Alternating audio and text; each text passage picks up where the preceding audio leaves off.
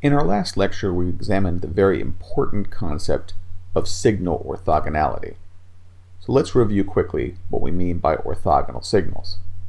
Signals x and y are orthogonal if the integral from minus infinity to infinity of x of t times y of t dt is 0.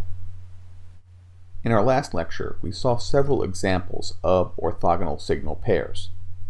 To start this lecture, let's consider the following problem. Suppose we have a signal x of t, and we want to find a signal y of t that is orthogonal to it. How can we do this? Here is an easy way to generate such an orthogonal signal.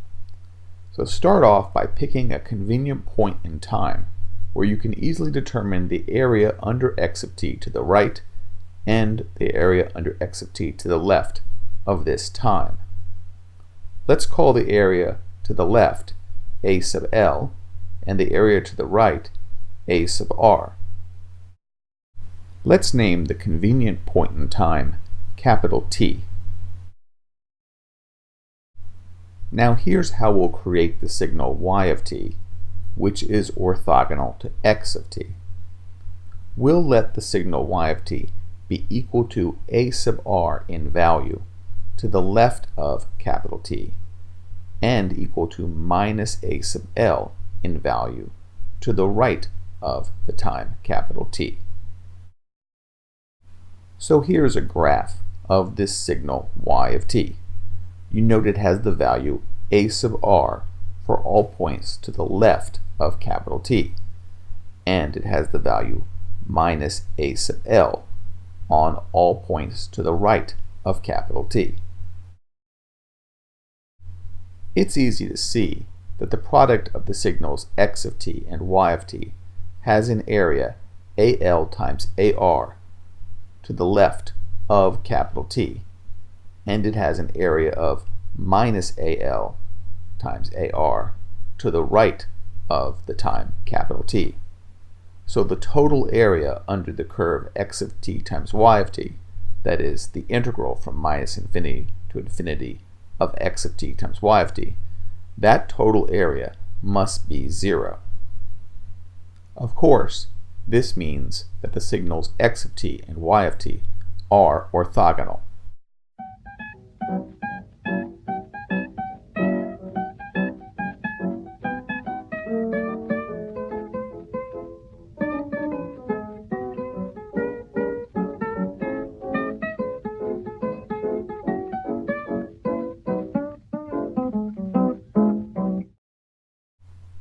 Let's suppose we wanted to be a little bit more fancy in how we generate our orthogonal signal y of t. Here's another way to do it. So pick 3 convenient times to find the areas under x of t in the intervals between capital T1 and capital T2 and the area between capital T2 and capital T3. We'll call the first of these a sub L and we'll call the second one a sub R. Now once we find these areas between capital T1 and capital T2 and capital T2 and capital T3, we'll then make the signal y of t as shown below.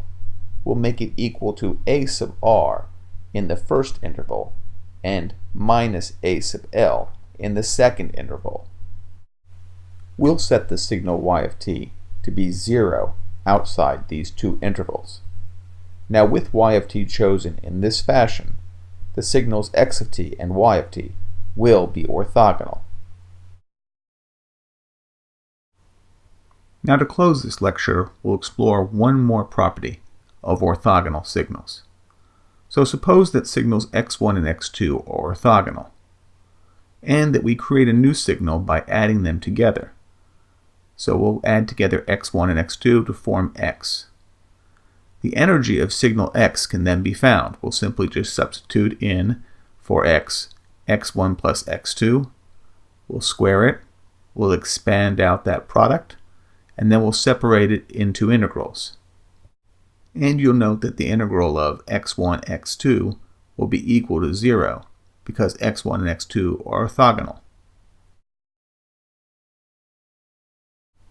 So this means that the energy of signal x is the sum of these two integrals. And you'll notice the first integral is the energy of signal x1, and the second integral is the energy of signal x2. So that tells us that the energy of x1 plus x2 is the sum of the energies of the individual signals, x1 and x2. Now it's very important to point out this is only true if x1 and x2 are orthogonal signals. So to close this lecture, let's look at an example and a counterexample. First, the example. We have signal x1 and x2 shown here at the top of the page, and these are orthogonal signals.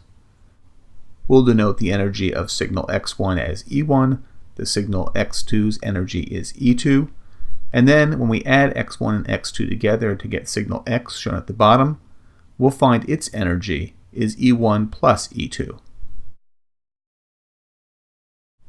Now let's look at our counterexample. So here we have signal x1, which is plus 1 between 1 and 2 seconds and 0 otherwise, and signal x2, which is minus 1 between 1 and 2 seconds and 0 otherwise. These signals are not orthogonal. The energy of signal x1 is 1, and the energy of signal x2 is 1. So, if these signals were orthogonal, we'd expect the energy of their sum, x1 plus x2, to be equal to 2. That would be the sum of E1 plus E2. But you note that when you find x equal to x1 plus x2, it's 0 for all time. And of course, that signal has an energy of 0 as well. So you'll note the energy of the sum of the two signals is not the sum of the two signals' energies. Again, this doesn't work because our signals x1 and x2 are not orthogonal.